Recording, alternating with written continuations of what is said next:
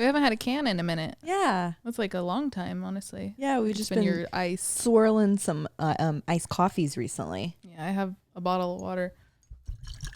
There you go.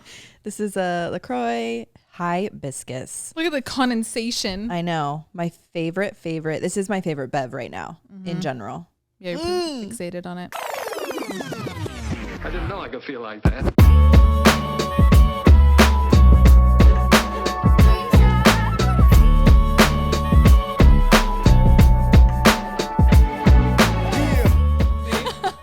I know it sounds nice, but I feel like I'm like almost done with this GERD flare up that I'm having, and that's just like the last thing that I need. Yeah, this really does something to the inside of your body. Yeah, it's nice when like you're nauseous and you kind of want to burp. Obviously, we all know that, but when you have GERD, it's the last thing you want. Yeah. Ugh. I'm doing a lot better. Good. Okay. Yeah. No, like it's been a few days. Yeah, this one was actually the shortest though. Like the last one I had, I was having such severe chest pains that I went to urgent care. Right. Yeah. Oh, I forgot about that. I was even having some like arm cramping and like, it's crazy how it's so heart attack symptoms. Yeah. Especially in women. GERD in women is heart attack symptoms. You like don't freak out anymore.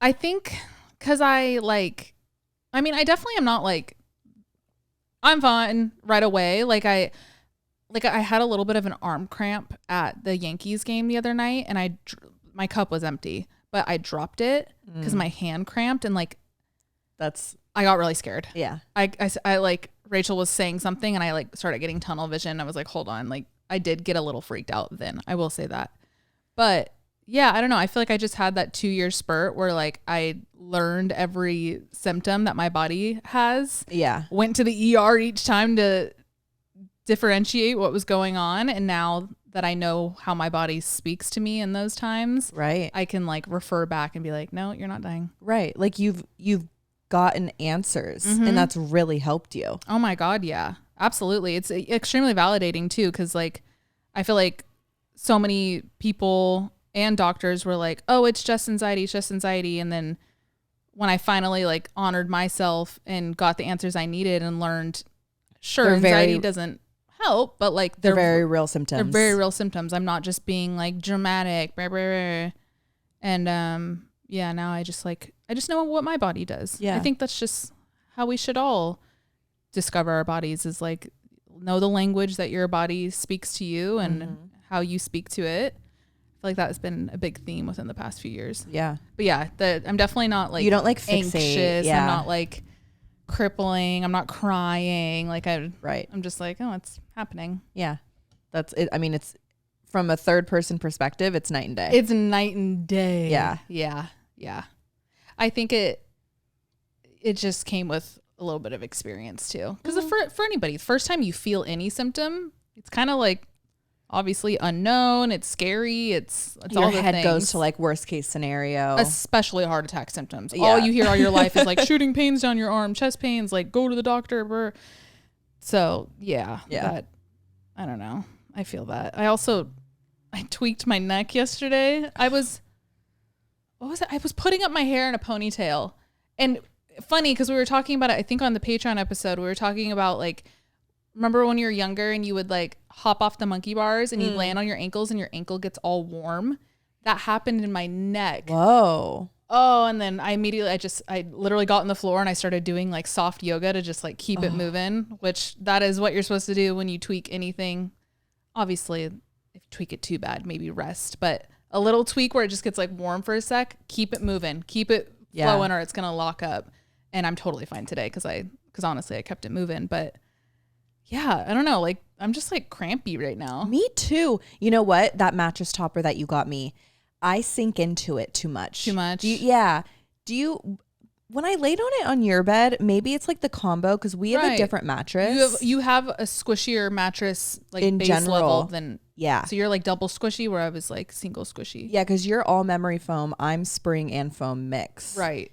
And we put the mattress topper on. I liked it, but we like, and with two people, I think Does it we kind just of like, do you roll sink into each other a little bit? Okay. Yeah. You can get rid of it. It's fine. You tried. Yeah. But I've been like tweaking. I feel like is this 30? I feel like it's the heat too. Yes. Like the heat is like making me, because I'm like obviously a lot more dehydrated. Yeah. Like even last night, I don't know if you noticed, I was making it when we were on the call with our Helatier.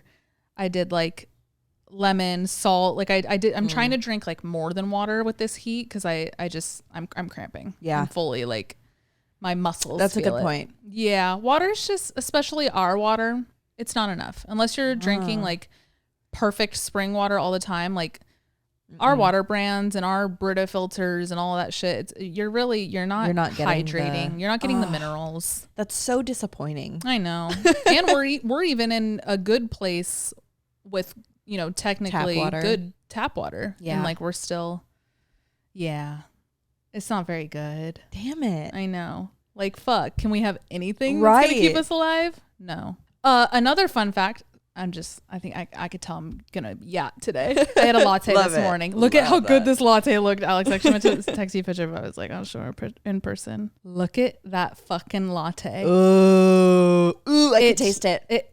Oat milk too. Ooh. And like good oat milk. Did you do a flavor or is it just classic? And like I said extra ice and they did it. Nice. When I say extra ice, I don't want my straw to move. I mean majority ice. Yep. Oh my God, I'm gonna text you this so you can throw it on the screen.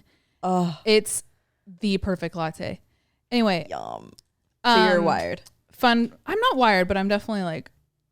Okay.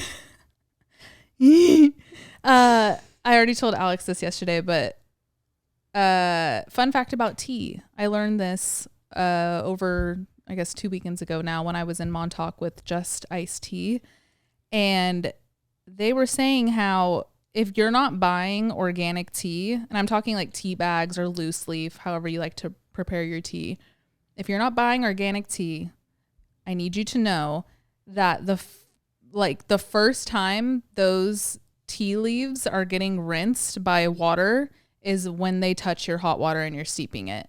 So it's rinsing for the first time in that lovely cup of tea you're craving before bed, but you're also getting like a fresh dose of all those like bug sprays, preservatives, who knows what that they're even spraying on our shit. So I don't know, I know a lot of people are very in the middle with like organic and like, especially with produce, so many people are like, who cares? Like I'll take the giant apple over the organic apple, whatever. Right.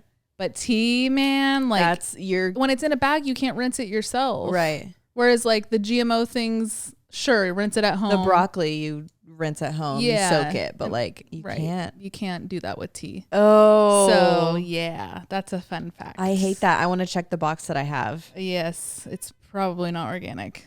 Because like even me, and I'm someone who like fucks with this shit, I don't intentionally buy organic tea. Yeah. But now I will. Yeah, absolutely. Yeah.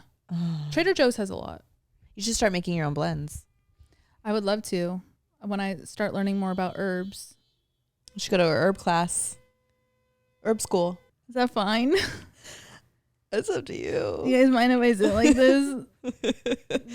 It's fucking so hot. It's like, hot. You're probably like, oh my God, their skin looks so glowy. No, we're sweating. You guys. I actually think first of all, I was sweating throughout the night last night. It was so hot last night. We didn't even get under the covers. But I woke up and I think my skin like got better because I detoxed so much. Mm-hmm. Absolutely. Like you're in a sauna every night. I'm actually glowing. Right.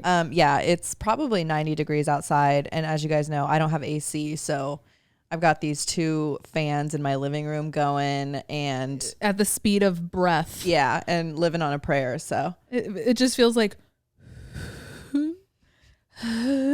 we have kept saying, okay, we're going to wait till the last minute. Like we're going to get it when it's absolutely necessary.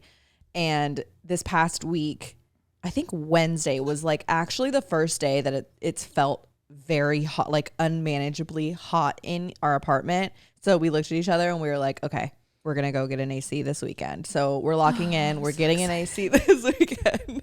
Yeah, we're going to Yes, we are. Right. We're going to get a big window AC in here and then a floor fan for our bedroom. So hallelujah. You won't be hearing us complain about the heat for much longer. Yeah. I'm excited. We have a new friend.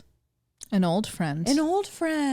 If you're on visual, you could see. If you're on audio, you guys remember Larry, the lava lamp from like season 1 and 2? Season 2. Season 1 was all season audio. 1. I always forget that. Yeah, isn't that crazy? That season 1's just like, I feel like in the abyss. Yeah, like I feel like we didn't upload it. Yeah, like it feels like we did it. Should but we like, take it down?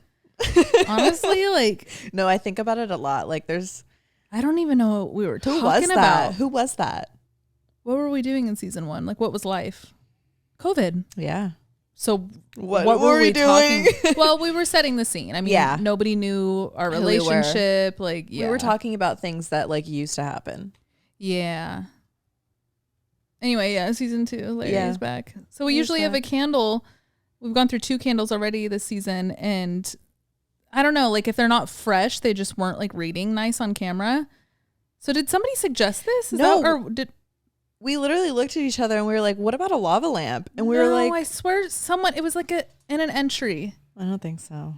I think we were like, we have a lava lamp. Yeah, but this fits so much better. It's like so what cute. A callback too. Like it's so great. And it fits the vibe. And the color. Yeah, it's nice. So we're just disco girls now. I want a fan. Do you have that'd be nice. Grab like a piece of paper or something. Right. All right, I'm using a playbill from the Moulin Rouge. It's a good show. We saw it when JoJo was the main. Yeah, that was really good. That was a really good show. It like fired me up. I remember being like, I'm gonna be a burlesque dancer. Yeah, I like picture myself on stage. That's like whenever I see a Broadway show, I'm like, maybe I should get into acting every time. And then I'm like, when have I ever had an inkling to get into acting? Never. I don't know. I couldn't do it. I feel like I could only do like overcompensating, like the fact that it's Benny's life story essentially. I'm sure very loosely inspired, or maybe I don't know. Like I could do something like that where I'm like playing me. Yeah. I don't think I could like adapt to a character that isn't like me. Like Liza just streamed Summer 69 on Hulu.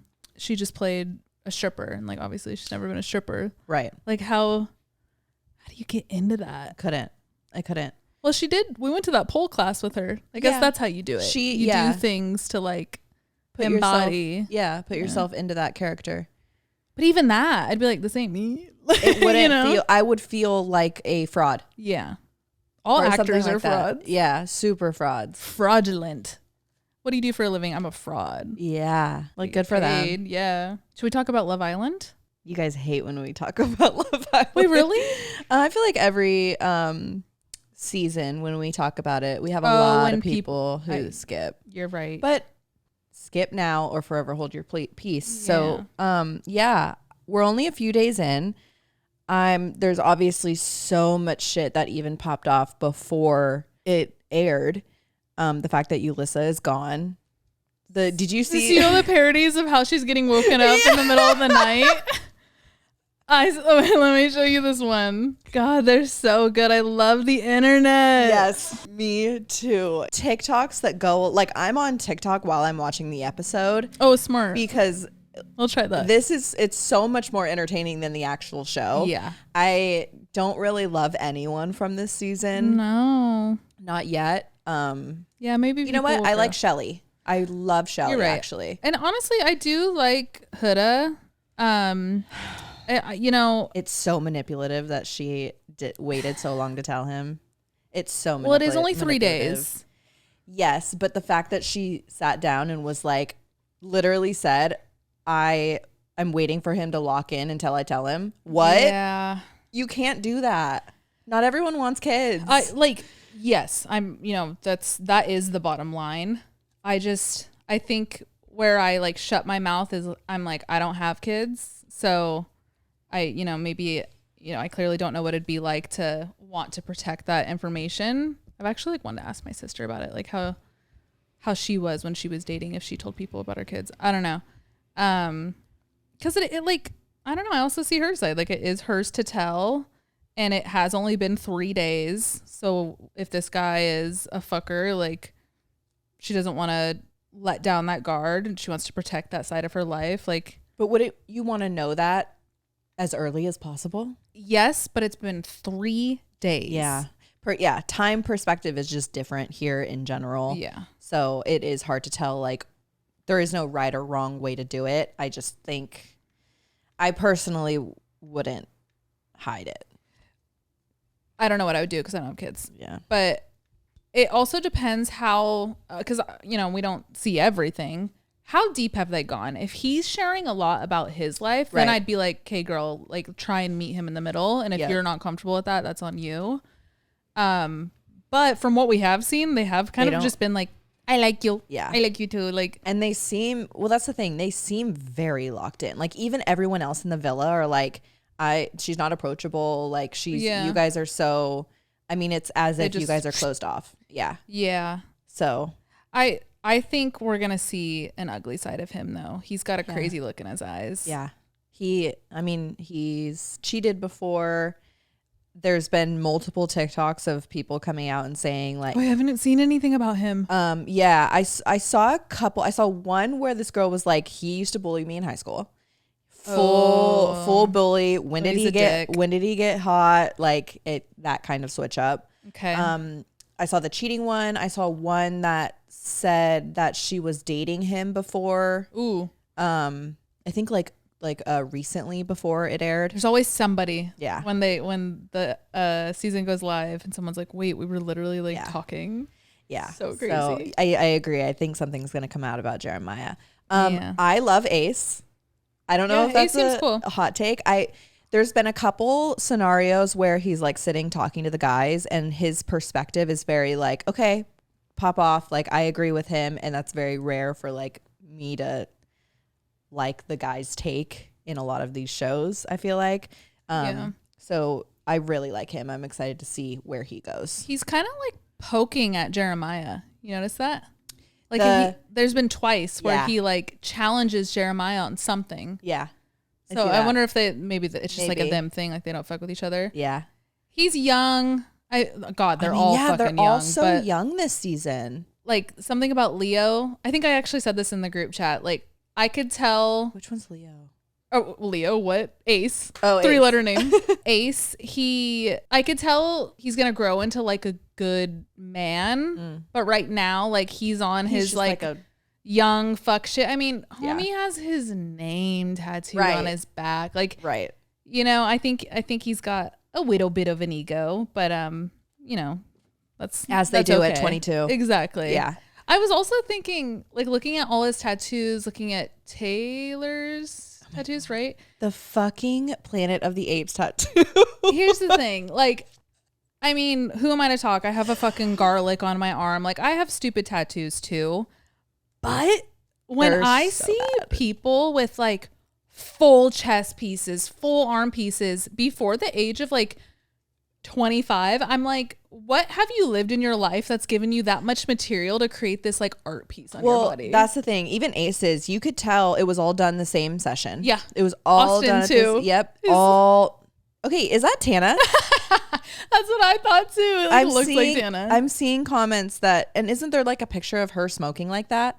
Oh, I thought it was a frappuccino. It's like a straw. She's like holding like a maybe. Frappuccino. Yeah. But it's like the round top. Yes. Right. Like she's holding a frappuccino. But I've seen comments on TikToks like, is that Tana? I think that's Tana. Damn near, man. Who else would it be?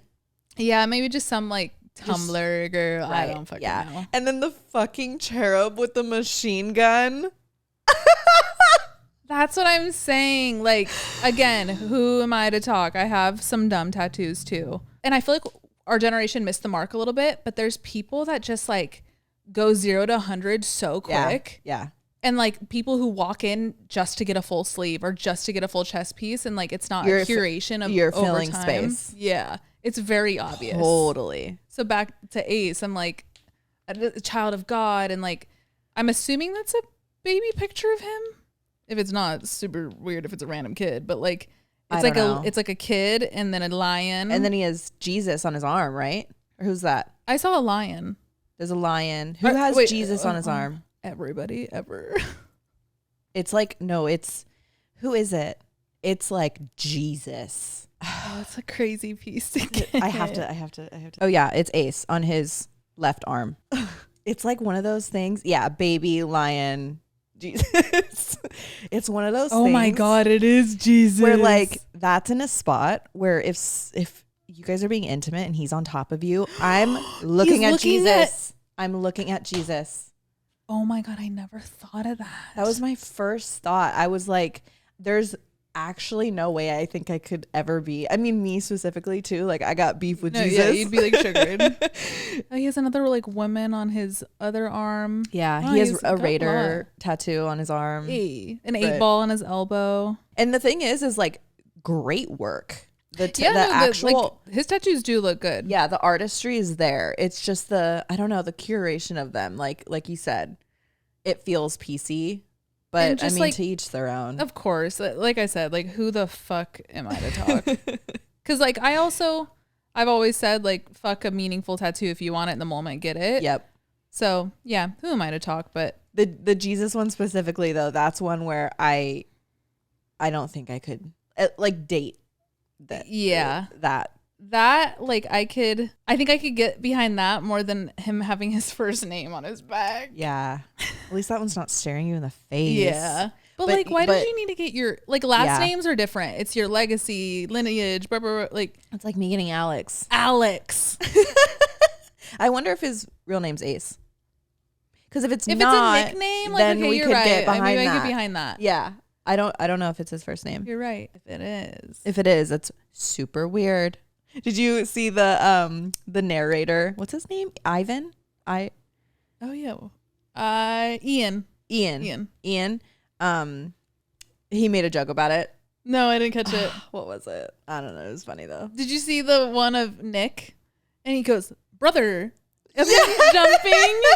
That was so. Wait, bad. did Nick? I thought Nick said that.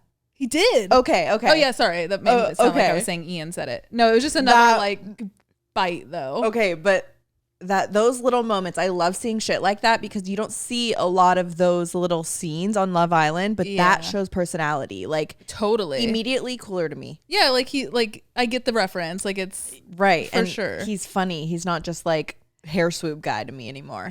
I think he might grow on me a little in the beginning. Alex and I both were like, ew, he's slimy. No. Like and honestly I still kind of think he's slimy. He would never be my type, like relationship wise, but he seems like chill.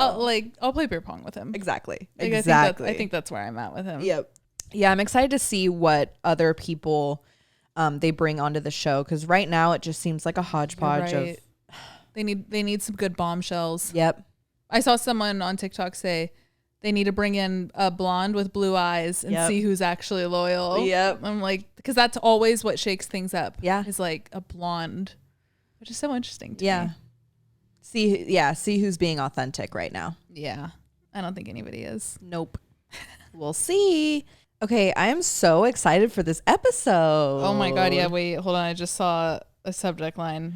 I have to start with this one. Okay, you could go first. If you don't know and you don't follow us on social media, you should, because we often give little like sneak peeks or instructions on what to write in for our next episode. So this week we asked you guys to write in about your jobs, something that maybe is a little niche or just interesting, a little out of the ordinary. We get a lot of entries from you guys with Patreon and when we do our advice columns on here about feeling uninspired, especially the job market right now. Like I feel like we're all in this age of wanting to find something we enjoy, but also we need to pay the fucking bills. And I don't know, it's kind of our unofficial job fair, just what's out there. There really is a job for everything. And I feel like, at least for me growing up, I feel like all I knew was like banker, lawyer, doctor. Right. Like you such bare minimum. Okay, that was rude to say. Very essential things. Yes. But like the textbook, the known ones, like you either go to business school or you study to be a nurse or something creative. It's like three umbrella and then things. Sectors within for sure. But I don't know. I feel like as I've gotten older, I've realized how many, like there really is a job for everything. Everything you see, everything you touch, like it was someone's job. So I'm excited to see all the niche jobs you guys have as our listeners. Okay, so this first one, I have to do it. Subject line says, odd jobs. I'm a food safety auditor. Ooh. God, I love like testing, tasting. Like how the fuck do you get into that? Okay. Hey, Kristen and Alex. Hope you're both doing well. I absolutely love you both. You've been my comfort people for years now. Okay, so I'm Olivia, a food safety auditor living in Melbourne, Australia. My job involves driving to QSRs, quick service restaurants, aka fast food chains, and auditing them. The brands I currently undertake are McDonald's, we call it Macca's out here, Subway, Domino's, Schnitz, I don't believe this is in the US, and a few boba tea stores. I will take product temperatures, check expiry dates, I feel like I would say expiration dates, ensure there's no cross-contamination back of house, assess the store's on-brand standards, and provide them with a report at the end. Wow. If they underperform or fail a visit, they will be re-audited. The audits run for approximately 1 to 1.5 hours each. I wanted to write in after seeing your story post, as I didn't know this kind of work was something I was capable of getting into, and it's kind of low-key niche. I'm an independent contractor, but I was originally hired by the NSF, the National Safety of Food, which actually began in the US and has expanded to many countries worldwide. Wow. There are only 5 of us in my state, Victoria, and our Australia-wide team comprises. What's that Like comprised of. I've never heard that. You guys are opening my mind. Of approximately 20 auditors. So kind of niche. Wow, that's a small team for such like an important job. This is so cool. I would love to do that. Wow. That's like kind of what happened in The Bear. Remember when like the auditor came and they were trying to fix the gas or something like that? Or the water, something. Wow, that's the food That's temperature. really cool. That's fascinating. Yeah, the cross-contamination. God, I'm assuming you must see some gross shit then too. At McDonald's too. Yeah. Actually, I don't feel know, like though. something about McDonald's, because they are so like fucking corporate. Right. Like, I would imagine that's probably the more under control, I should say.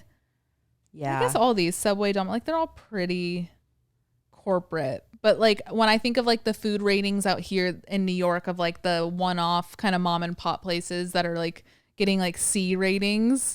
Do you see the things on online of restaurants in New York turning their C into different sign? Like they'll say like Coca-Cola sold here With from the their C. So bad. God. So bad. Oh, that's so cool. I know, that's really cool. That'd be a fun one. Wait, but how did you get into it? Like, yeah, I want to know. Do you just like what you studied? Yeah, did you study, or is it just like something you're trained, like a trade that you're Right. kind of trained on site? Okay, this is the next one. The title is called Prop Maker in the Film Industry. I saw that one. It looks so cool. Howdy, ladies from the not so sunny UK. I'm a longtime listener, first time writer, but when I saw that you guys were calling out for niche jobs, I just had to write in. My name is Hannah, no need to keep an on, and I'm 24 years old, and I work as a prop maker for film and TV shows. It's honestly a career that I never considered for myself, as I was always the, quote, academic one in the family and the first in my family to attend university. The props I make can really vary, anything from fake weapons and hand props to custom furniture. The strangest things I've had to make was loads of fake corpses and skeletons for a TV show. Weird. Ooh, that would be so That'd be eerie. freaky. Right now, I'm a trainee in my field, and I never know what I'm going to be up to in my day-to-day. I could be doing anything from sculpting to mold making to carpentry to metalwork, textiles, painting, you name it. But as a trainee, there is inevitably a lot of sanding work that is passed down from the seniors. I think the thing I love most about my career is that I'm only on a certain job for a certain amount of time, usually a year tops if I'm lucky. So it really helps with my fear of starting new things. Did somebody say exposure therapy? It also feels pretty kick-ass being a young woman in a mostly male-dominated practical career. Now let's talk salary. Generally, in the UK, prop making is a pretty well-paid profession. As a trainee, I'm on around a 37k euro a year, which is a pretty crazy entry-level starting salary in the UK.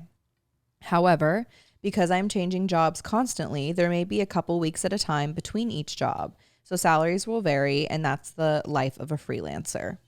Sorry, this was super long, but I hope you ladies see this and read it out on the podcast, as I love my job and maybe it will spark some inspiration in someone listening to start a creative career. All the love, Hannah. I love that you pointed out that you get to start new things like once every year or however far in between you have like between jobs, because that's something that like, especially the creative industry and as a freelancer, it's a luxury. Like you're not going in and doing the same thing every day. Yes. It's not monotonous. No, I couldn't do that. That was like a big thing I hated about when I was in corporate. Was everything was exactly the same every day. It was Groundhog Day. Yeah. So that's ideal. Yeah. That's a really cool job. And you're working with your hands. You're like working on things that are like a part of culture too. Like you're making like there's museums with shit like this. Yeah. And like making those zombies or whatever for a show that's about to like pop off and be talked about everywhere online and news. And it's just so cool. It's so cool. Nobody thinks about the prop department. Like people obviously know, oh, someone made that. But like if people really understood the detail, like I need more documentaries about prop making, and like I want that BTS for Game of Thrones or all these like really intense sets. Yeah. So fascinating. I had an interview before I got the job that I'm at now, I had an interview at a company in Burbank that did all of the graphic label making for the film industry in LA. So they would do like if there's a scene in a grocery store, they would do all the labels for all of the items on the shelves and things like that. Drink pop, like all the like the generic soda. Yeah, that's so cool. It was a really cool interview, and it was this guy who's run this business for I wonder if he's still in business, because this was before COVID. But him and his wife they've been doing this for like 40 years, just himself and like obviously just like a small team. But walking through like his warehouses was so fucking cool. It was so cool. Oh, and like I didn't get the job, obviously. That's okay. There's probably so many like legalities too. Like you have to run your prop by a legal team to make sure it's not like too close to another logo. Yep. It's like that's always how it is in a movie like or show. A label for, we'll use soda again. It's perfect to like look like Sprite, but it's not Sprite. And like, where do you teeter that line with your legal team to be like, okay, well, we used the same green, but that green's not patented. So like, I don't know, that just like that part of it would be so fascinating to me. Yeah. The legal side of it. Yes. Ooh, yeah. That's cool. I would enjoy that. You could do the legal and then I could do the design. If we ran a pop business. Yeah. I mean, it'd be over. It'd be over. We'd run the game. Are you kidding? Okay, this next entry is actually written in by one of my friends. We went to high school with her. I'm not going to say her name. Did you see it? No, who? Ooh. So this girl, I don't know if she's listening. I have a feeling, actually, I think she might listen. She has worked so hard in this industry, and like she's so fucking brilliant, and like, I don't know. I'm just so proud of like how, because I know this industry is really hard to get into. You're probably like, what fucking industry? I'll say it in a sec. I know it's hard to get into. It's hard to stay in, especially with like the emotional side of it. But she's so like, she's always been so driven. She's always like known what she's want. So it's cool to see now. I mean, you know, I've been friends with her for over 10 years to see now that she's like in it. Okay. It's super short, but here. She said, most people are interested and don't know my job. My job is forensics consulting for a Big Four. I don't know what that means. We investigate cases of bribery, corruption, fraud, money laundering, conflicts of interest, etc. for private companies and set up compliance departments to prevent these cases. Lots of opportunity to travel. Pay is pretty good. Starting staff 1 at like $80K, depending on where you're located. But expect to work hard, but rise up quickly if you are good. I hope this helps someone. Wow. She's worked like kind of in and out of the I guess like forensics side of things. Yeah. And I have this feeling. It's fascinating. that she's in the fucking CIA though, Yeah. and she's not telling me. Yeah. I mean, she can't. She won't. She never will. Of course not. But like, But me too. and I've never asked her because I don't want to like make her feel Put her on the uncomfortable. spot. But like, if you're listening, We know. swear you're in the fucking CIA. I swear she's been in it for like damn near straight out of high school. They pulled her. This is her cover. Because she's so like straight edge. She's always been straight edge. Yeah. Like she's mysterious. She's known that she's wanted to do this for so long. Yeah. And like she's had several jobs, and like I feel like whenever I've asked about them, she's like this is the most detail I've ever got. Is this one right here? I actually have never gotten like a job title. That's what I'm saying. So yeah. It's fascinating. It's really cool. I think if I didn't go in the creative route, I would do something in like criminal law or forensics. Yeah. Something like that.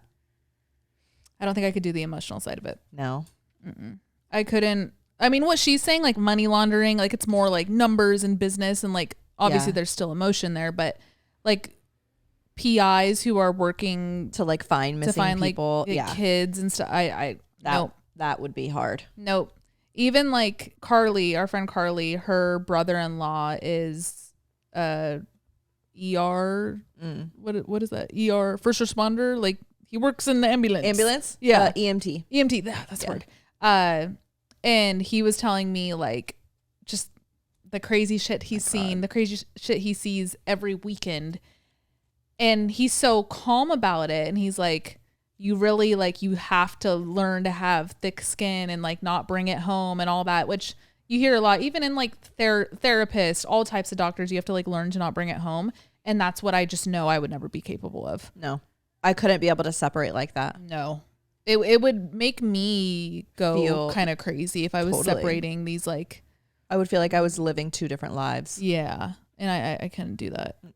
I mean, I quite literally, my job now is the exact opposite of that. I share everything. Right. And like, it's, So props to the people that can though. Yeah, it's so fucking necessary. We need it, but fucking hell.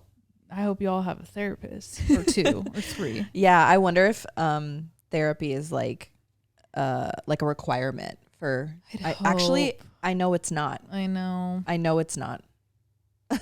Even like a weekly check-in, just like 10 minutes. Like I don't know.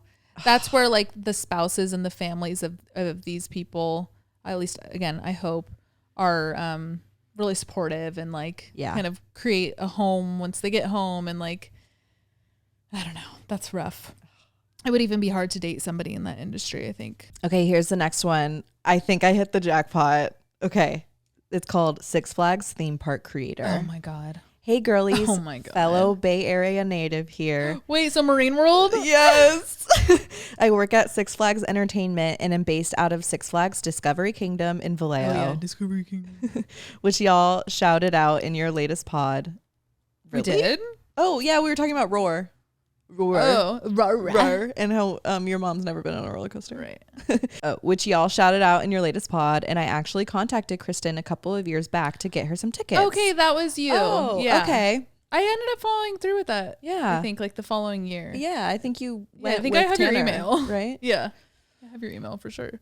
I have a lot more cred now if y'all ever need stuff, and I can for sure hook you up. Love that. My official job title is Regional Area Manager for Social Media and Content on the West Coast for Six Flags Entertainment. Okay, so that type of creator, not like creating. When you read the title, I thought creator of like roller coasters and stuff. Yeah. Still cool. No, still very cool. I oversee Six Flags Discovery Kingdom in Vallejo and Hurricane Harbor in Concord and California's Great Adventure in Santa Clara in all the digital content. That includes social media platforms, website, subscriber emails, newsletters, and blogs. Sick. I am relatively new to this role in our marketing department, but our whole marketing team also oversees in-park signage, advertisement, paid social, influencer marketing, and PR. Previously, our whole team, including me, helped with all aspects, but now my responsibilities are as I listed above. I graduated with a degree in communications and media studies with an emphasis in PR and marketing. Although I have a degree, you do not need one to fall into this industry, and I have found. But it does give you a leg up. Stay in school, kids. I fell into this job because I was looking to get my foot in the marketing world, specifically entertainment industry, and in the Bay Area, the pickings are slim. It doesn't seem glamorous with office work at a local theme park that people forget about, but it does have its many perks. Example number 1. I am currently at Knott's Berry Farm in SoCal on a content shoot while I write this. Sick. Yeah, fun. I have been with Six Flags for 4 years, and I have done things all over the spectrum of marketing, from being at the park at 3 a.m. for live news TV shots, signing creatives for ads, week-long commercial shoots, taking live animals into the newsroom, taking mascot characters to things like conventions and sports games, working with event coordination, helping open a new roller coaster at Discovery Kingdom and Magic Mountain in LA. I even have my signature on the final piece of a coaster. Wow. That's cool. That's really fucking cool. And so much more I can't think of right now that I'm on a shoot. My day-to-day honestly changes depending on the season and what's going on at the park and in the company. It can be anything from office day, answering emails, to editing all day, to setting up a content shoot with animals, to escorting a celebrity around the park. My main focus is creating digital content for the park. I'm basically the park's personal, behind-the-scenes influencer who also manages a website. I film, capture, edit, and produce 90% of the content on Six Flags Discovery Kingdom and California's Great America's social platforms. Although the website is a very important part, creating content is the more fun part. I get to meet so many people in different departments, learn about them, learn about the animals, and it's given me opportunities to help with other parks in our company. We work in the industry of fun, we like to call it.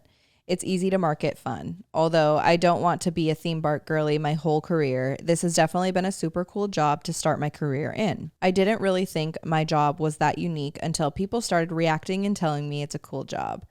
They are right. Who can say they get paid to ride a roller coaster or can hear dolphins from their office? I make a decent living for someone who has only been in the marketing industry for 4 years.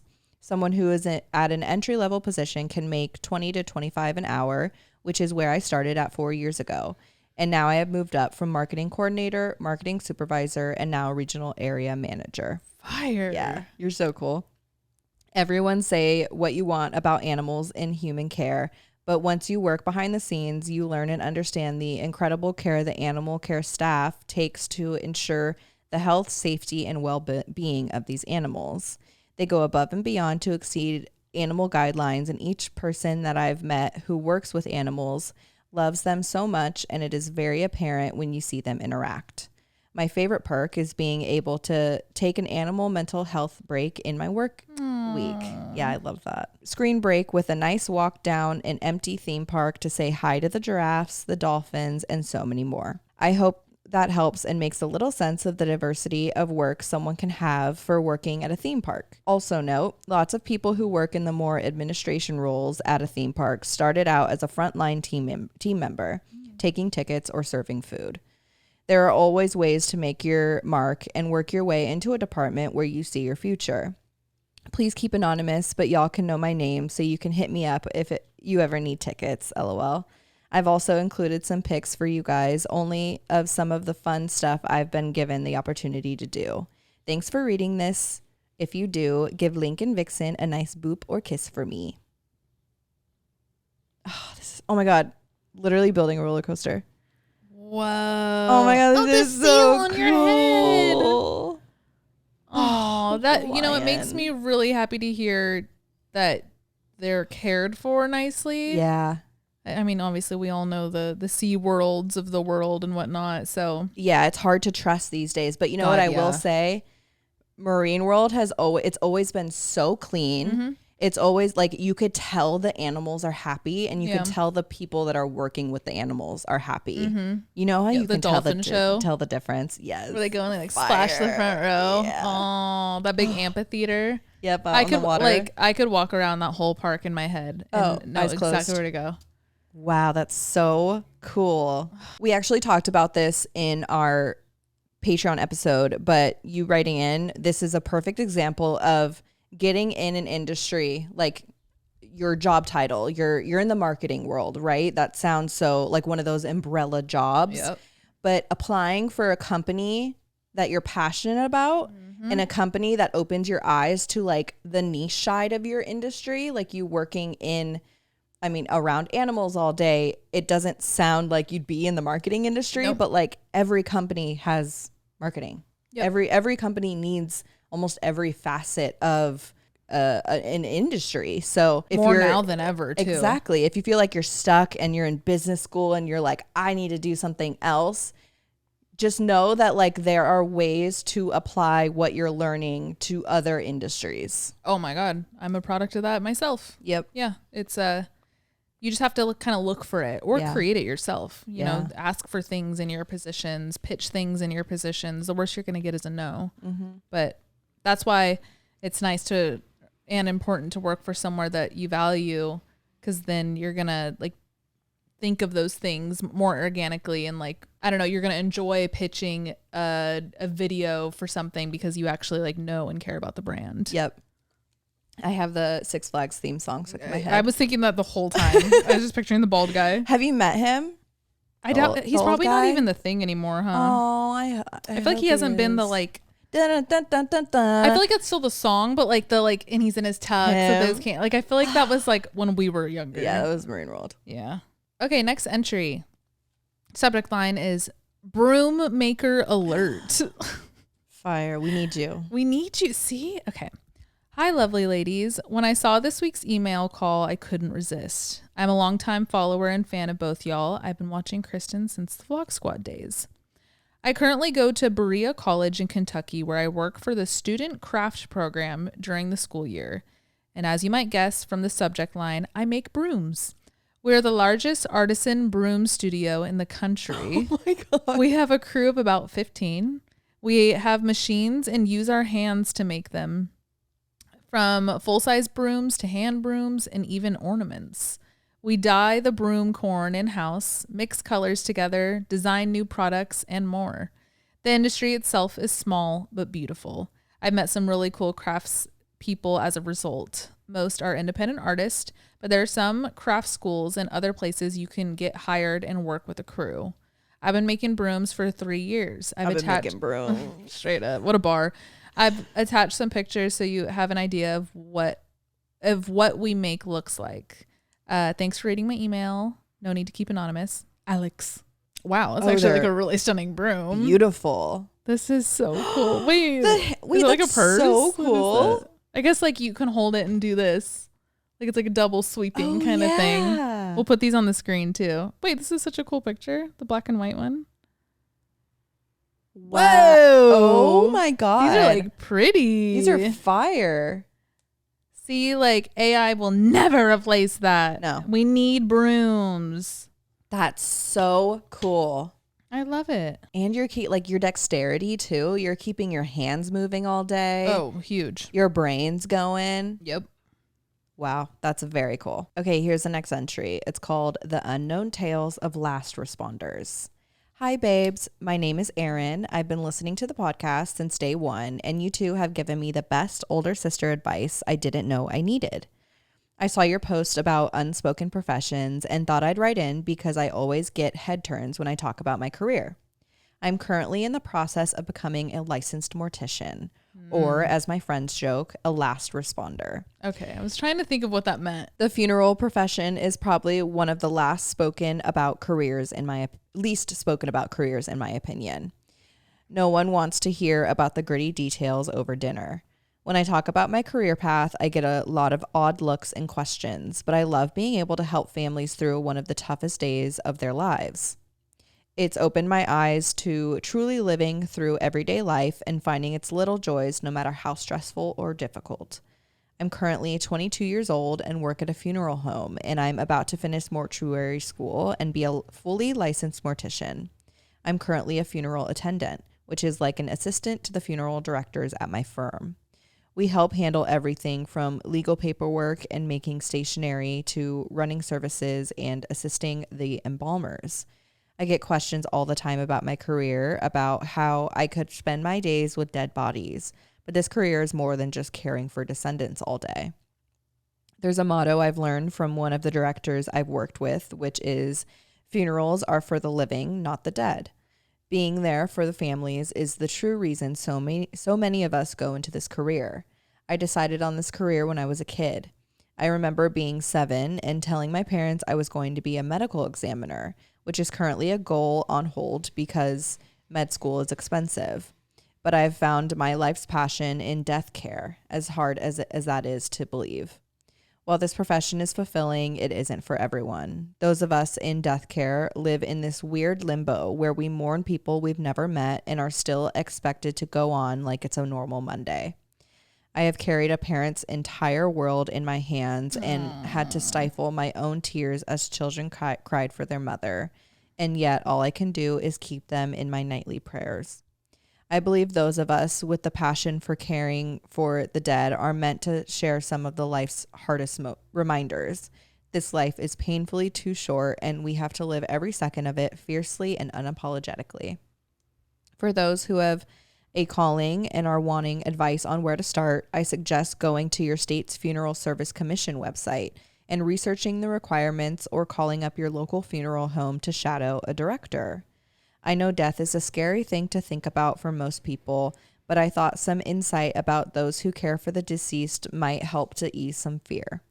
And a little reminder from your local last responder: you get to live every day, but you only die once. No need to keep anonymous. Even if this doesn't reach y'all, it's been nice to share some of the thoughts that run through my brain. Y'all do a wonderful job and make my days lighter. Stay true, your local last responder. Rock hands. Rock hands.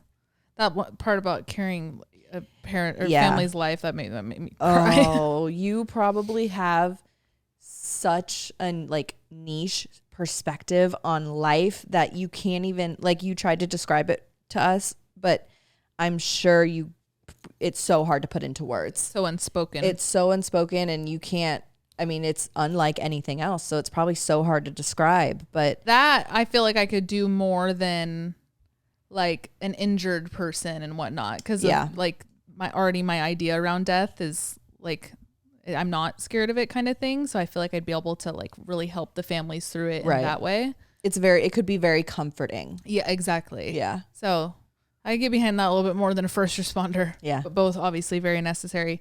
One of our friends we went to high school with, her little sister is also a mortician, and I've talked to her a few times about what she does, and it really is the same passion behind what she's saying, and it sounds like you kind of need that passion to even be in the industry. You don't just stumble upon pick up the job. You're kind of there because you're called to it or whatever.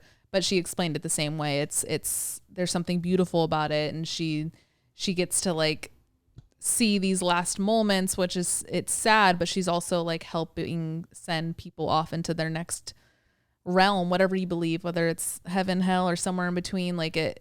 That's really cool. The spiritual side of it, I think, is really cool. Fascinating. Yeah.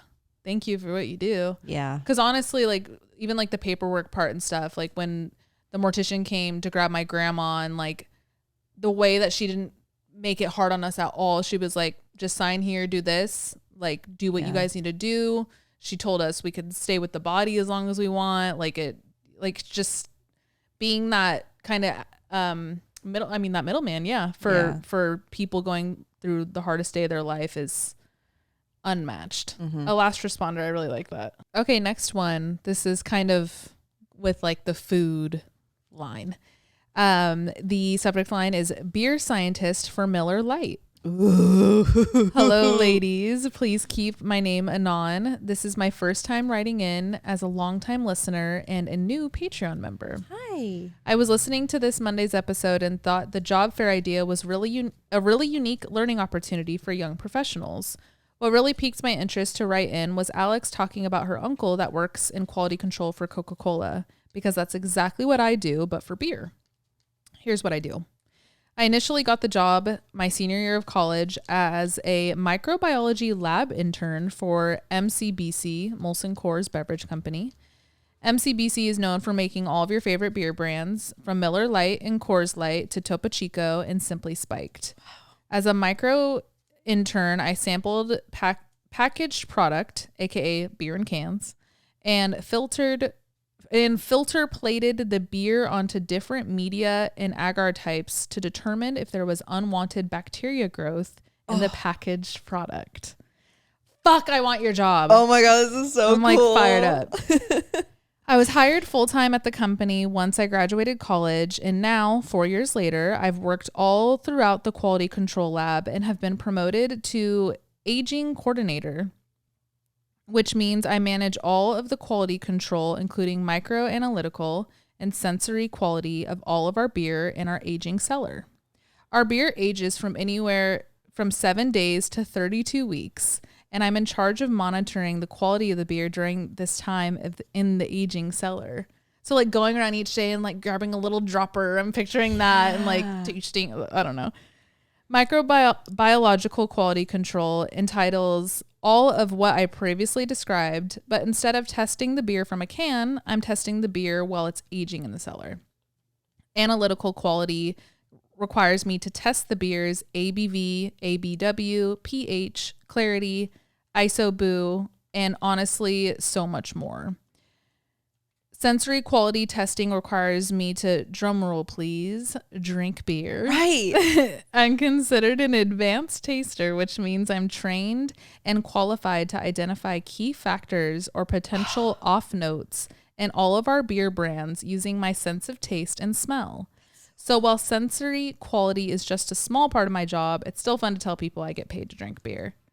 I feel like I'd be good at that because I'm so good at separating like notes and flavors and like something off. I would be afraid that like I would start to get a little buzz and then my good. My perspective is off or my perception is off. You probably like have to say, hey, I'm starting to get buzz, like my judgments. Right. Like but they're taking like little sips. Like little tiny. I know, but one beer and I got a buzz. Maybe she like her tolerance is just high. I'd hope. Like, just doing it all the time. And it's probably like you have to be honest, obviously, because then your judgment's off. And then there's probably somebody that like on her team that can like take. Like I doubt it's one person. I don't know. Just getting hammered, testing it out. Okay, my degree. I got a bachelor's degree in biology and minored in chemistry and psychology. A lot of college students pursuing a biology degree get pushed from advisors and professors to go to med school once you graduate.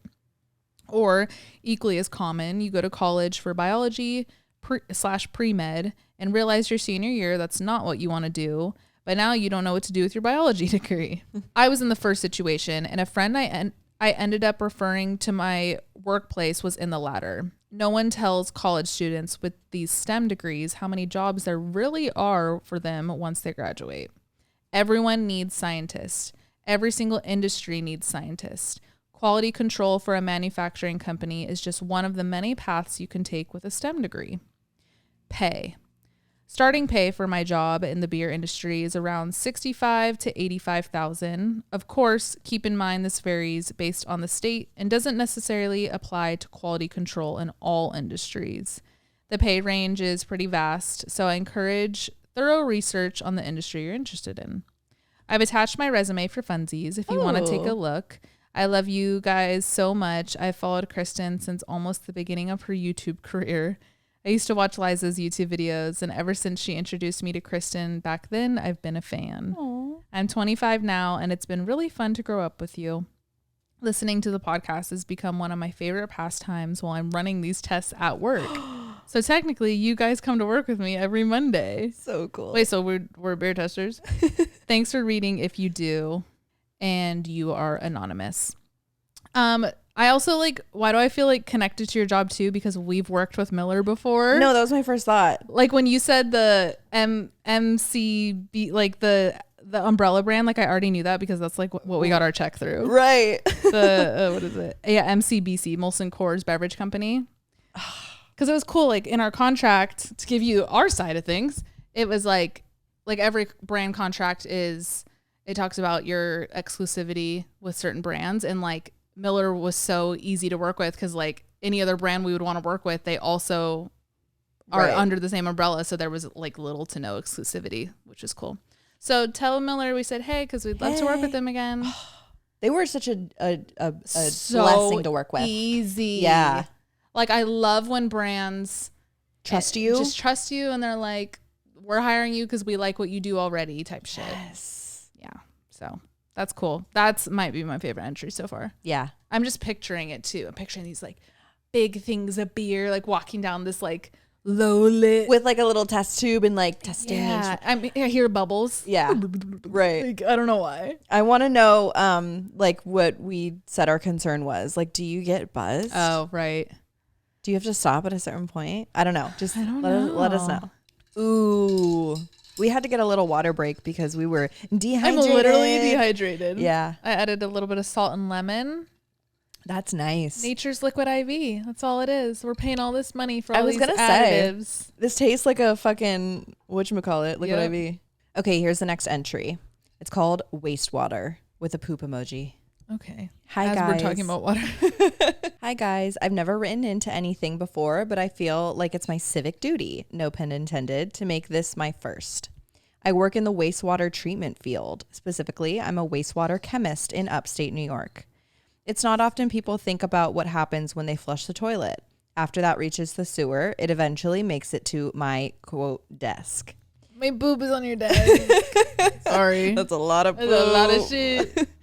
My county has 6 wastewater treatment plants with a total of 1,400 miles of sewers that take in over 300 million gallons of water per day combined.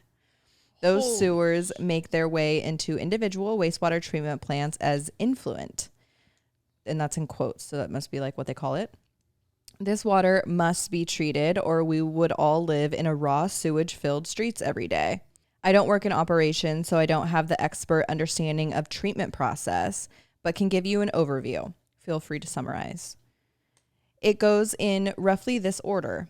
Mechanical screening removes trash, baby wipes, condoms, plastic bags, etc. PSA, don't flush tampons down the damn toilet. Yeah. Don't. Basically anything large that won't break down. Settling. Sewage goes into a big pond where it slow rises and everything heavier than water sinks to the bottom and is collected by an auger or rake. This is so crazy to picture.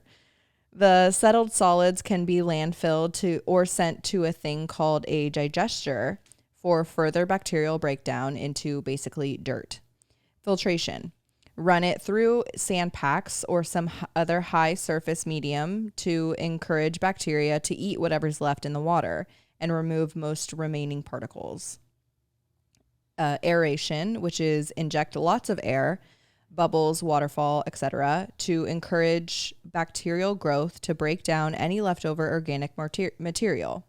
And then lastly, disinfection. Either chlorinated or UV disinfection before being sent back into a waterway. I didn't know UV was used. That's Interesting. Cool. Crazy. We were just talking about like the water system in Yeah. New York. So my job as a wastewater chemist is to analyze water, wastewater, and other environmental samples to ensure they meet sanitary and environmental standards. We perform chemical and bacteriological tests to determine the composition of these samples and assess their potential impact on the environment. This includes identifying pollutants, measuring levels of nutrients and metals, and evaluating the effectiveness of treatment processes. I often think, quote, lab people need a show like The Office because it definitely draws an interesting crowd. I would watch that. Oh my God, I would binge. Fully. Lots of men making poop jokes on the daily. Oh, I love it. The job is pretty routine from day to day. We receive X number of samples, prep them for analysis, and analyze them. We give our results to engineers who will relay what needs to be adjusted in the treatment process, and our treatment plant operators will keep the plant running up to state and local standards and laws. Unfortunately, our field is severely underpaid for the importance of the work being done, but I am very privileged to make a good living and make a difference in our environment and world, even if people have no idea what we do. As a chemist, I'm considered supervisory.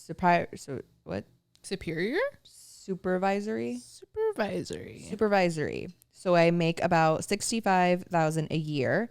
Our lab techs, entry level to our lab, make about $45K a year. Did I forget to mention this is a civil service job? Civil service is usually state run, but I work at the local level.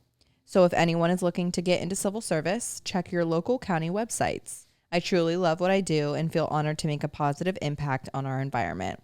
Sorry if this doesn't flow well, but didn't want to write a novel. Love the pod and love that you're giving people the opportunity to feel heard. Stay cool, y'all. This is so cool. So underpaid though. The second you yeah. said the salary, I'm like, what? And it's like I even feel ignorant because you just read a whole explanation, but it's hard for me to even grasp what it is you actually do. Like I was like going through it visually in my head as you were reading it. Right. Like I get what you do. You did like the best job explaining it, but it's still so not talked about enough to the point where it's just not in our orbit. Like we don't think you're right. When we turn on our sink, how the fuck did it get there? Where does it go? Who's testing it? We don't think about it. Yeah, you're right. Like once we flush the toilet, it's down the toilet. We don't think about it. I sometimes do. Oh, Yeah. I think about it on planes too, but that's obviously different. Where is it going on the plane? Where does it go? There's probably a sewage trap. I feel at like the it bottom. just goes in the air. You think no way. It doesn't. But like every time I flush, I think like you picture it. Yeah, a little parachute, just a poop, just a turd. Your dry ass poop. Oh no, actually not. Right, wet poop. Yeah.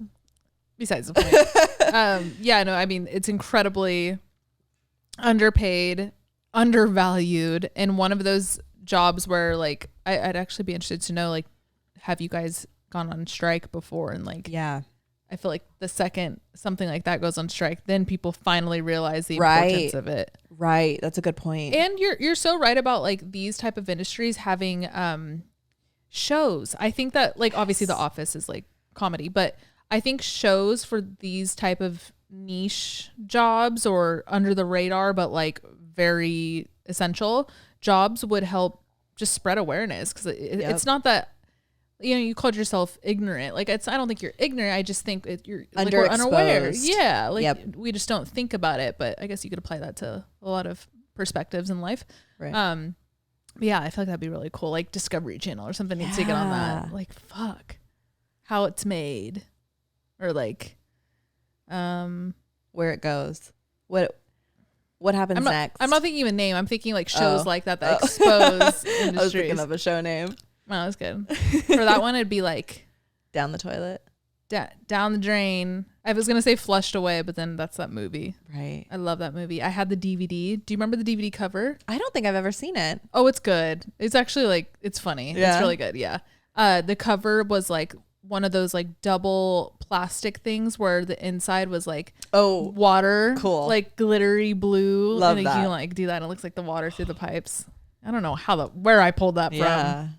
I really liked that movie. We're seeing Lilo and Stitch this weekend. Lilo! I'm so excited. I'm very excited. I'm seeing a lot of shit online, so I'm excited to see. Surprisingly, have not seen anything. Really? Well, they changed the story. Such like a Disney For You page.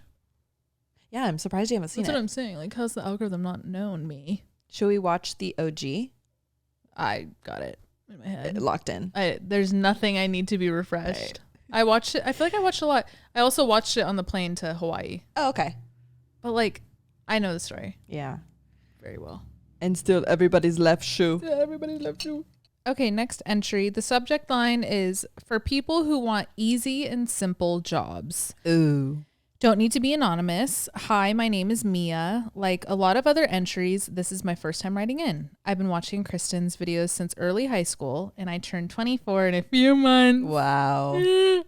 Let's just say she got me in the divorce. Oh, I get it. I thought you meant like you went through divorce in high school. I was going to say that was crazy. I've been listening to the podcast since the very first episode and joined Patreon probably about a year ago at this point. I love this podcast and look forward to it every week. Thank you both for sharing your lives and advice with us.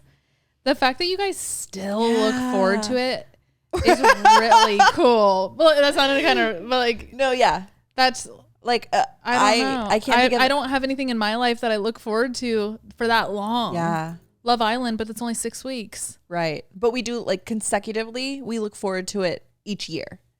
You know what I mean? Okay. Yeah. So yeah, I guess like Love Island. Okay. Honestly, I don't think this is a cool job, But I've been a financial aid advisor for about 9 months now, and honestly, it's been great. I always think it's funny because on college campuses, financial aid advisors are readily available, but I don't think I've ever met someone who has the same job off campus. Growing up, I always knew I wanted to help people in some capacity, but never could decide on a field. I was interested in a lot of different careers, but lose interest once I gained more insight. For a while, I wanted to do forensics, but in New York, you have to be a cop first, which isn't for me. I considered social work for a while, but never felt sure about it. Growing up, I was never the smartest student, so I had a tough time figuring out what I wanted to do. I started thinking about more school-based positions like guidance counselors, school psychologist, school social worker, but each requires a master's degree. Not many schools offer scholarships for graduate programs, and grad students are only eligible for unsubsidized loans, which gain interest while in school. I was lucky enough to finish my bachelor's without any debt, so I didn't want to start. Before starting in higher education, I worked at my local social services department in the Supplemental Nutrition Assistance Program. The acronym is SNAP.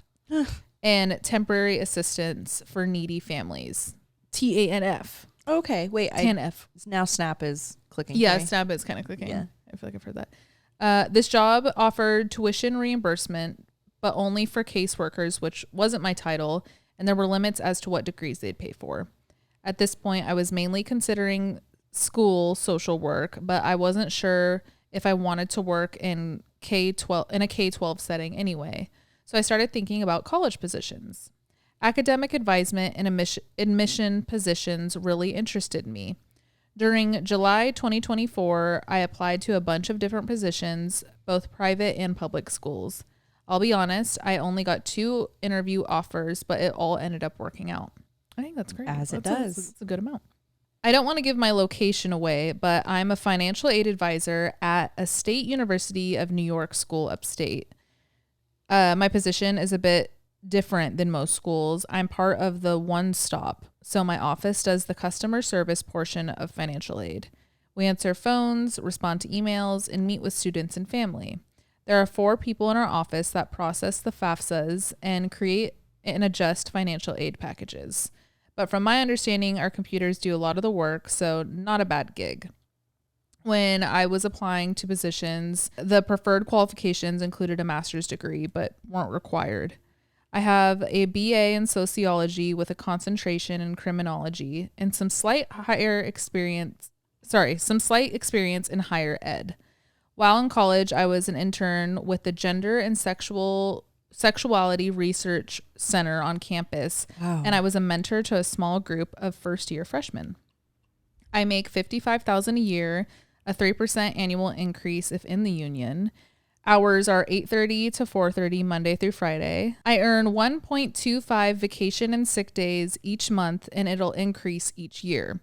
All federal holidays off. We get a floating holiday if we work on a holiday. Nice. Like Veterans Day. And we close the week of Christmas. I get bonus vacation days when we work on Saturdays for events like open house. I get dental and vision health insurance for free. I opted out of medical insurance because I'm writing out my parents' insurance till I can't anymore. As we do. But I think for a single person, it's about $80 bi-weekly. That's not bad. No. I also got a free life insurance benefit for $10,000. So worst case scenario, if something happens to me, my family can pay for a funeral. Oh. I have a pension and I joined the union. Dues are like $25 bi-weekly. And they offered to pay tuition of 1 class per semester for any degree type of any major. That's so cool. Wow. This is a huge factor for me, and I'm starting my master's degree in higher education later this month. I can take more classes if I choose, but then I'd have to pay out of pocket. I'm starting with only taking 1 class per semester. I might take more in the future depending on the course load. So I'll earn the degree in 4 years instead of 2. It'll be a while before I'm done, but hey, it's free, so I'm not complaining. Take it slow. That's That's so nice. With the union, there are other benefits like discounts at Verizon and AT&T, amusement parks, etc. Wow. I can't speak on every school or every state, but I'm still pretty new to the higher education industry. But I'm really happy so far. I've always said I wanted a job that's relatively easy and makes decent money, and I think I've found it. And it sounds crazy to say, but I think this is a job I can realistically see myself doing for a long time. That doesn't sound crazy at all. I think that you're blessed. There's a ton of different offices within higher ed, like accounting, alumni association, counseling services, etc. So if you're interested in a non-student face position, that's a possibility too. I think higher ed is a good field for people who don't want their jobs to be their whole lives. I won't lie and say it's the perfect job. Students and their families can be annoying and rude, but it could also be a lot worse. There's also a lot of room to grow, whether it be in the same office or a different one. I know someone who works at the same school, and she previously worked in the financial office, and now she works for the Educational Opportunity Program, the EOP. If you make it this far, thank you for reading my entry, and sorry if it was long. Honestly, I'm pretty passionate about this job. Financial aid could be a tough conversation, and we don't always have the best news for students, but being able to help students in any capacity makes it all worth it. Hope you guys have a nice weekend. Say hi to Link and Vixen for me. P.S. for Alex, is it possible to get an apartment tour? We grab the camera right now. I am going back to when I was going through the financial aid process at FITM and how much the person that I was working with, they had like a few people and it was by your last name. I don't know if that's how your school does it too, but my girl like sucked. So to hear that there's people out there that actually like their job and like, I don't know, it's just a lot of these entries, hearing you guys passionate about your positions make me just faith and humanity restored kind of thing. But it's such an important job because you're dealing with people who are starting a really big chapter that will affect the rest of their life. Yep. Yeah. And I don't know, for me, I had so many questions, but I didn't even know I had them in a way. And I didn't know how to ask them. I was 18. My parents obviously knew nothing about anything college related. I don't know. So your job is so important, and thank you for doing it, because you are an advocate for voices that might not even realize the commitment that they're getting into. So yeah, this is very important. And I like how you labeled it a job that's pays the bills. It's relatively easy and you're not taking it home at the end of the day. Yes. Because a lot of people are seek only that. And I love that. Yeah. And we need that. Not everybody's out here with these crazy ambitions and wanting to start their, entrepreneur, blah, blah, blah. We need the other side of the spectrum too. And I think this is such a perfect in between of, you're not emotionally taking it home at the end of the day, but you are also really a big contribution to society and the youth and education. Perfect job. And thank you for shedding light on all the pros too, because I feel a lot of those nitty gritty details get skipped over when people are trying to think of what industry to get into or where to work. So yeah, those are some, I hope those perked some people's ears who are seeking, real information from this app. I didn't even know it was a union, right? Too. A union job. That's I didn't great. know that. Oh my God. I thought unions were when I think union, I think of our dads, right? I think of blue collar workers. Yeah. Labor type shit. Yeah. I didn't know union was, I guess teachers. And my mom's a union worker. Yeah. I guess I just had you just have the picture. Yeah. Okay, duh. You have the picture in your head. Wow. Okay. Here's the next one. My odd job, alcohol monitoring devices. So ankle monitors. Oh, I was thinking what you blow in your car after, when you get a DUI and they put that in your car. You have to start your car with that. Yeah, it's so embarrassing. Don't drive drunk, stupids. First off, I wanted to say how much I love the podcast. I have been a fan since it first came out. It's helped me in so many ways and through many long work days. This might be a long one, LOL, but anyway, this is my wow or oh, I didn't know that was real odd job. I build and test ankle monitors that get shipped out worldwide and internationally.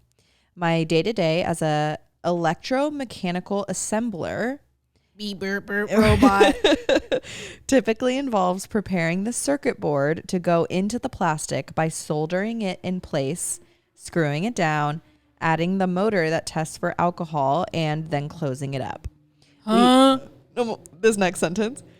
We then have 2 robots that run various tests on them to make sure they work correctly and can detect alcohol. Lastly, I add the straps that go around your ankle onto it and send it to get packaged and shipped to all around the US, UK, Australia, and more. Wow. Wait, I've never heard of alcohol detecting ankle monitors.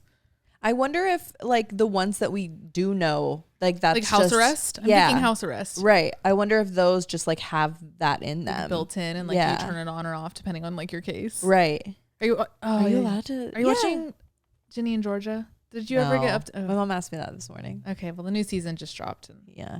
Spoiler alert. Whoops. Someone has an ankle monitor. Monitor. Okay. It sounds like a lot, but it's actually super easy. As a teenager, fresh out of high school and not on the college path, I didn't know what I wanted to do with my life, but I needed to start making money to support myself. My family actually helped me look into a temp agency, which helps you find jobs very quickly and within your wants and needs. I got placed in this job and began in the company cleaning the ankle straps, the lowest of the positions I later figured out. I then got interested in the actual work of the ankle monitor and started to move my way up. I asked to work overtime to learn and prove I deserved to do more. Yes, love that energy. Now, over 4 years, I'm halfway up the ladder, I guess you could say, and I'm getting opportunities I never thought I would. I'm being offered a lead position and the chance to go to college again, paid for by the company, to become an electromagnetic technician. The person who fixes the circuit boards, which that's so cool, which both would help my resume a ton. I began cleaning the straps at $16 an hour, and about 4 years later, with yearly raises, I make a little over $20. But with the opportunities I'm being offered, I can make up to $30 just by knowing how to solder, and with everything else I'm able to do, I can't imagine what's out there. And for being single in Colorado, that is slightly decent to live off of.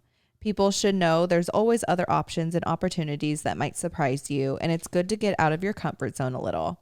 I never would have imagined my shy, introverted self, now 5 years out of high school, being in a leadership position.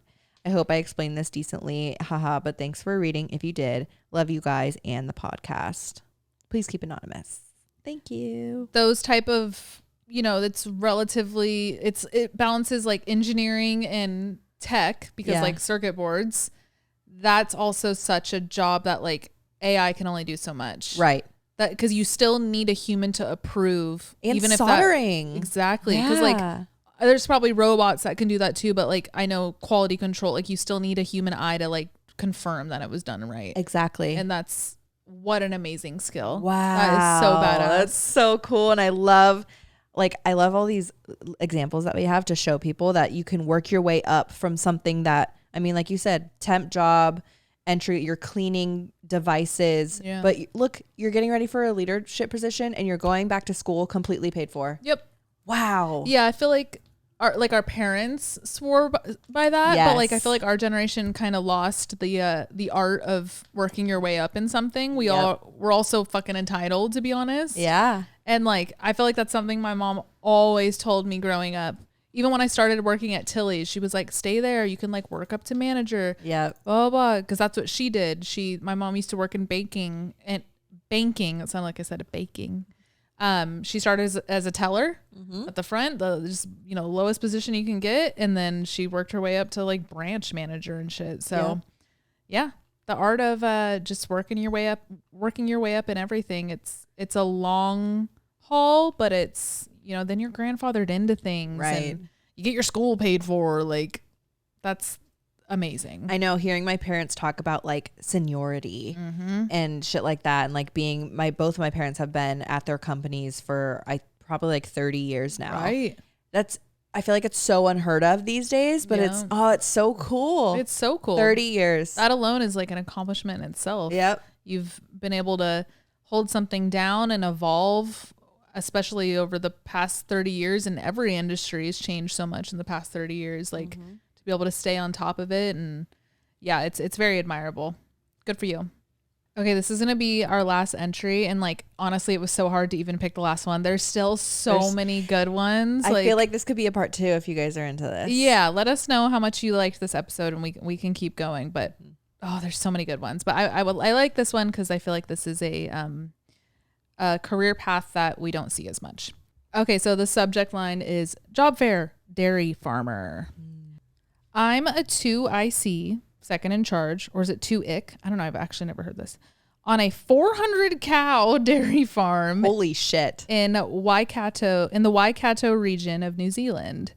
My usual season day starts around 5. I wake up and get the cows in for a 5:30 cups on. Is that like cups on? I don't know. My boss is washing the milk collection vat while I do this. We milk the cows 40 at a time until we finish at about 7:30. Then hose the shed down of cow poop and go home for breakfast at 8. I love this. Wow. It's a pretty relaxed work environment where I am. So we do odd jobs like tractor work, feeding young stock, measuring grass, fencing, and feeding out until lunch at about 1. After lunch, the cows come in for an afternoon milking, which we finish up around 3:30 or 4, which is when we finish up for the day. My starting salary was about $65,000 3 years ago now, or $25 an hour, and NZD, New Zealand dollar. Is that what that means? I studied agriculture for a year at university and continue to take papers when possible to further my knowledge, but it's not really necessary.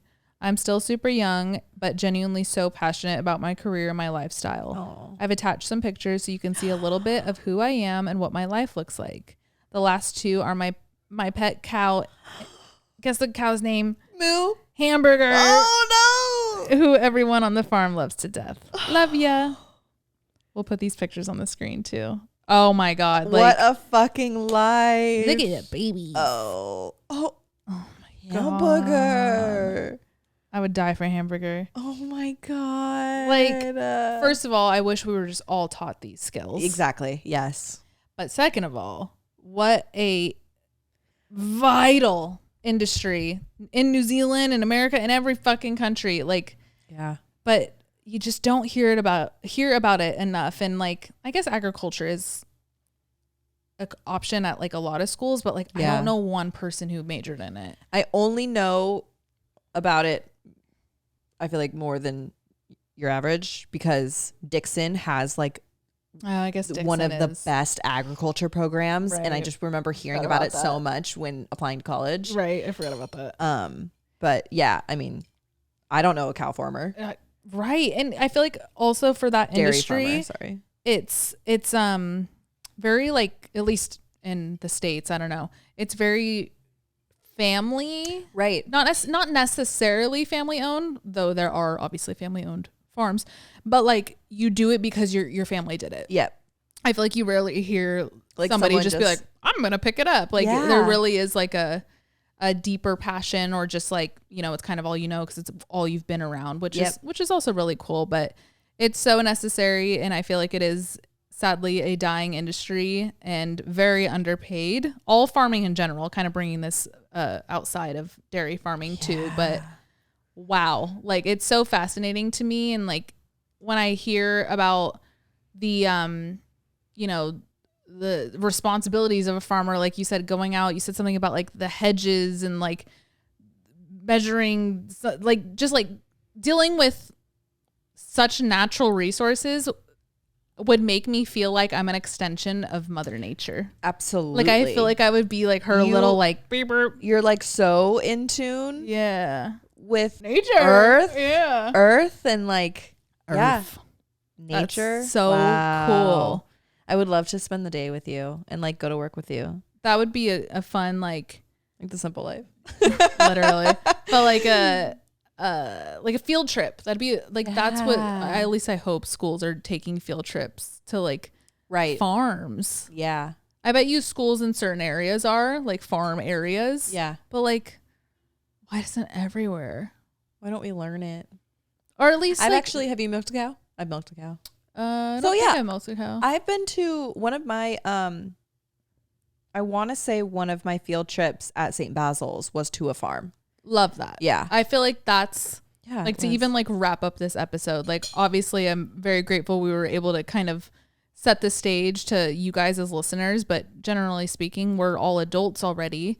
I wish there was a version of this for kids. Yeah. And that's why, like, I feel like growing up, field trips were always just like that fun day. You just like packed a lunch and you didn't have to go to school, but they're subconsciously doing so much for these children. And I hope for more just like discovery within those field trips. I hope schools start doing like cooler things. I don't know, like, because think about the field trips where you like did something stupid. I can't think of one right now, but yeah. Right. Which obviously that's still valuable, good and valuable. But like I can go to the park on the weekend. Right. Like take the kids to the farm, take the kids, like my niece, she went to In-N-Out for a field trip, but they took them in the back and they all got to like make a burger and like just showing. It's just exposure. That's the word. Yeah. Like that's all you need to do. That's all you need to do. Yeah. Just so that it's planted, and if they want to take it, they could take it, and if not, someone else will. Like it. I don't know. I just wish I went to a farm. I wish I learned more in, like, I actually don't. Well, I'm not going to say don't use anything, but I feel like there are so many things that I have questions about or I don't know about that could very easily be taught in grade school. Simple things. Yeah, right. No, agreed. Simple things. It's just like, where do you pick and choose what's a priority to teach somebody? Valuable. Yeah. But I could tell you, like, I didn't need to learn PEMDAS and shit like that. Thank you. That only got me through school. Yes, like, I don't use that order of operations and shit. The Pythagorean theorem, I don't even fucking know. The Pythagorean theorem. That's x equals negative b plus or minus the square root of c squared minus 4ac all over 2a. Facts. I'm pretty sure that's it. I don't know where that came from. But yeah, any like actual skill I know when it comes to like, we'll go back to like agriculture and stuff. It's only because my grandma and grandpa taught me. Right. And like, if you didn't grow up in a family with a green thumb, like you don't know shit. Nope. Same with cooking. We were talking about this recently. Like, you know, a lot of people generally tend to, people who like cooking or take it really seriously, it's because they came from a family of that. Yep. Like, I don't know. I guess that's just how humans work, though. You're a product of your environment. Yeah. Because there's also probably, and you can't be a product of every environment. Right. There's probably like tech families that absolutely know everything. And like, we'd be like, huh? Like, I didn't grow up around that. Like, think about like Nicole and her dad, how her dad, we had a friend in high school and her dad was like financial something. I feel like it was something a little more engineering. Okay. I think he was like an engineer at Oracle.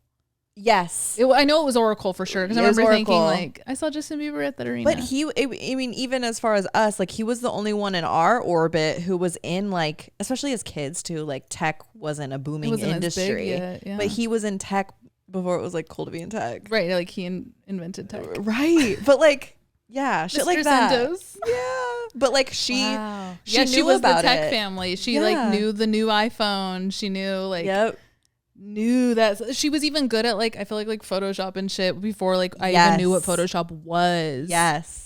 I loved this. I know, I'm fired up. I want to do a part 2. So if you guys are into it, and maybe this inspired other people to write in their, like what industry they're in. So if you want, please write in. We'll do a part 2 at some point, maybe next week if you guys really love it. But yeah, this was fun. Yeah, we'll go off with whatever you guys say in the comments. Whatever you guys want. Know. Oh, but I need to turn off these lights. I'm getting really hot, you guys. My like, sweating. You don't want to know what's under the ecosystem. You don't want to know what's that's under the hood. Under this skirt. That could be studied in agriculture class. Yeah. Oh God, she just attacked me. I know. I kind of saw it. All right, we're going to call the wambulance. We love you guys. If you're listening on Spotify or Apple Podcast, anywhere like audio-based, just make sure you rate and review the show. It helps us out a lot. And then if you're on YouTube, make sure you subscribe. Turn on your notifications for next time so you don't miss any uploads. Yep. And then we also have a Patreon, patreon.com/Oddvice podcast. We recently did a really fun vlog around the city on there. Go check it out if you haven't already. We love you guys. Have a good week. Have a good week. Bye.